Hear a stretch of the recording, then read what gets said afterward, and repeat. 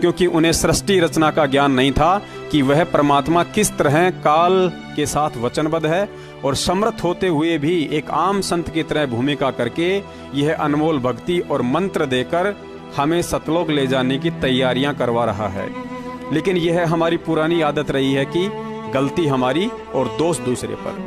इसके लिए गुरुजी ने एक सत्संग में कहानी सुनाई थी कि वह परमात्मा किस तरह से तुम्हें काल जाल से निकालने आता है और तुम्हें भी किस तरह मर्यादा और उसके आदेशों में रहकर उसके मिसल को सफल बनाना होता है।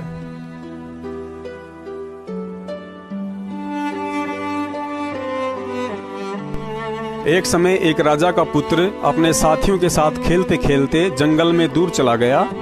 रास्ता भटकने के कारण भीलों के हाथ लग गया। भीलों ने निश्चय किया कि बालक बड़ा सुंदर है, यदि पूर्णिमा के दिन इसकी बलि चढ़ाई जाए तो देवी प्रसन्न होगी। ऐसा निश्चय करके उस बालक को एक कोठरी में कैद कर दिया गया और 1 महीने बाद आने वाली पूर्णिमा का इंतजार करने लगे।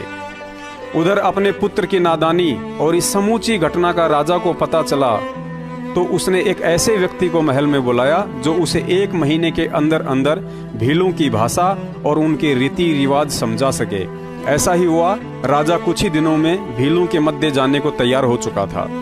जाते जाते उसने अपने सेनापति को कुछ विशेष बातें समझा दी थी।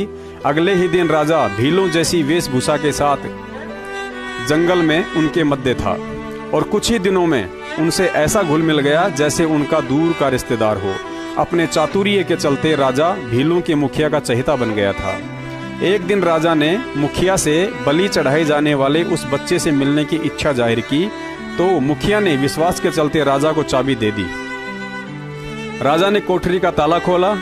कोठरी में बंद अपने प्राण प्रिय बच्चे की हालत देखकर अपने को रोने से नहीं रोक पाया, लेकिन बच्चे की अल्प बुद्धि और नादान उम्र के कारण उसे अपनी वास्तविकता नहीं बताई कि मैं ही तेरा पिता हूँ, वरना बच्चा भावुक होकर वहीं रो पड़ता और सारा खेल खत्म हो जाता।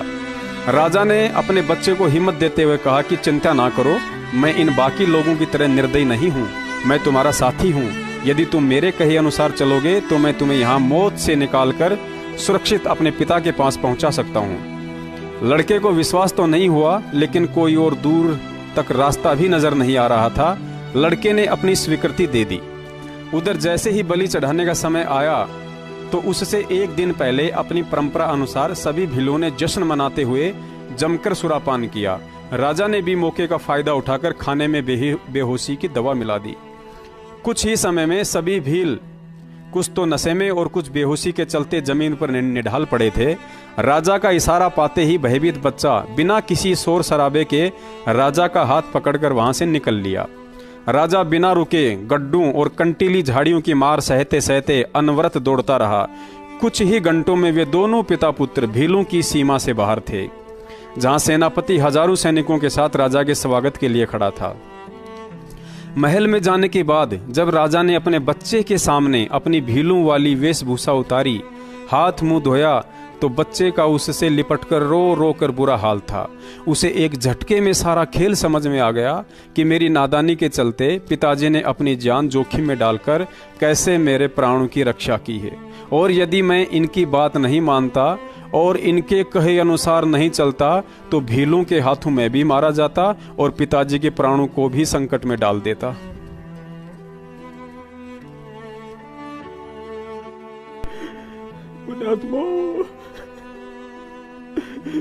वर्तमान में मैं भील कोई और नहीं।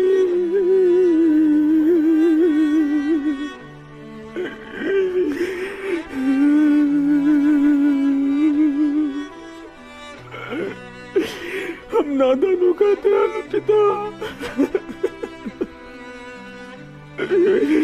कबीर साहिब है जो 21 परमान रूपी जंगल में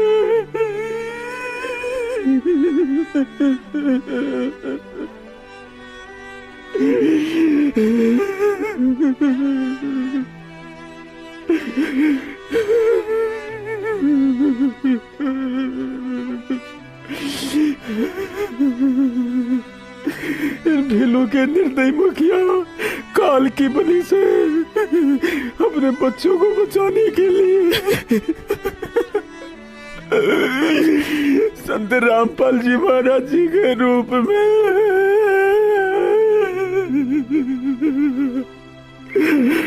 भील बनकर सारा खेल खेल रहा है।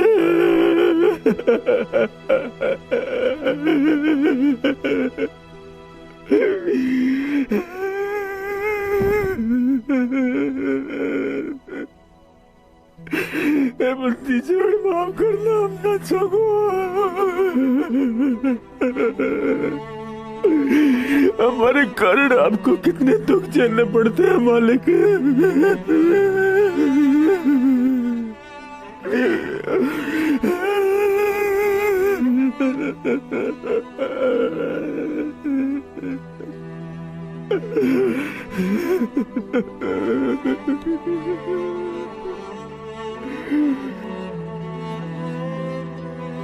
अब एक जीव को काल के जाल से हटाकर सतमार्ग पर लगाने के लिए मालिक ने कितने कष्ट उठाए। पुण्यात्माओं, कुछ आंख खोलो। उस परमात्मा को हम बहुत युगों से दुखी कर रहे हैं।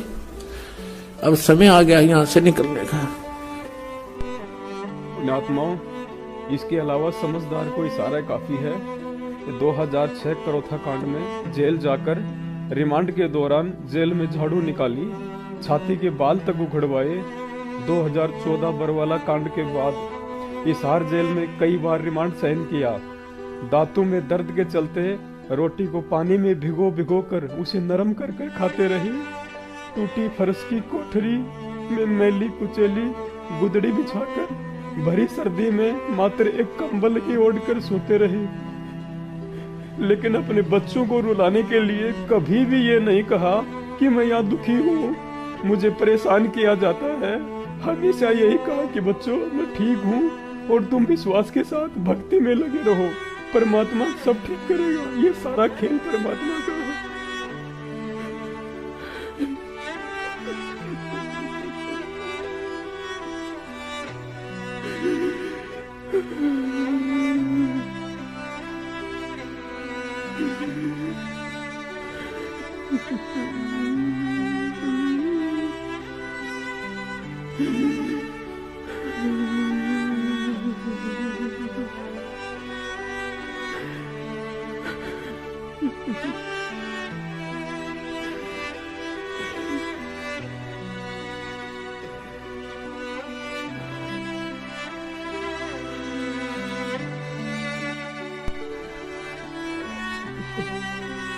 लेकिन हम भक्ति नहीं करते, हम राजनीति करते हैं। राजनीति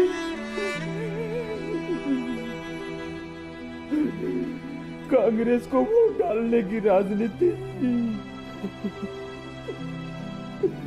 कभी जाटों को समर्थन देकर राजनीति करते हैं,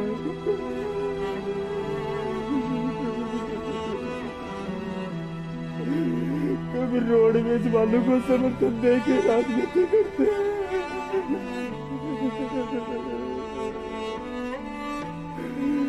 और कभी गुंडों की सीबीआई जांच करवा कर उसको दुखी करते हैं, उसका नाम बदनाम करवाते हैं।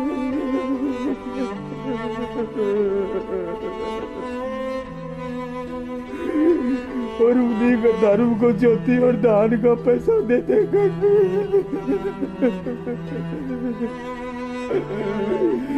उल्टा उसी के लिए परेशानी पैदा करते हैं।